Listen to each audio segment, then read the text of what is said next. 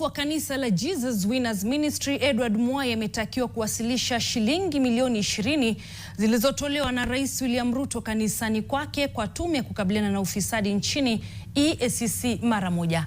Walalamishi Kennedy Kareithi Gachenge, Lempa Soyinka Fanya Mambo na Peter Kuria kupitia kwa kampuni ya Ndegwa and Ndegwa Associates wamemwandikia. Mnamo tarehe 2 Machi kwenye ibada katika kanisa hilo, Rais Ruto alitoa hundi ya shilingi milioni 20, pesa ambazo wanaamini ni za ufisadi. Miezi mitatu tu baada ya kuorodheshwa nambari ya pili kama mtu mfisadi duniani na shirika la Organized Crimes and Corruption Report Project. Kulingana na katiba kifungu cha 230 ibara ya 11, tume ya kuratibu mishahara inaelezea kima cha mshahara anaopokea rais kuwa cha shilingi milioni 1.4. Hivyo basi, rais hajaweka wazi kwa umma anapopata mshahara wake mwingine.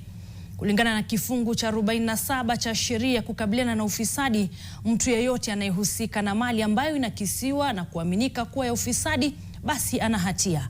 Kifungu cha 48 cha sheria hiyo kinatoa adabu kwa yeyote anayehusika na ufisadi kama ifuatavyo: kupigwa faini isiyozidi shilingi milioni 1 au kufungwa kwa muda usiozidi miaka 10 ama yote. Mshtakiwa pia anaweza kuongezewa faini inayoweza kupimwa au mtu mwingine yeyote aliyepata hasara inayoweza kupimwa.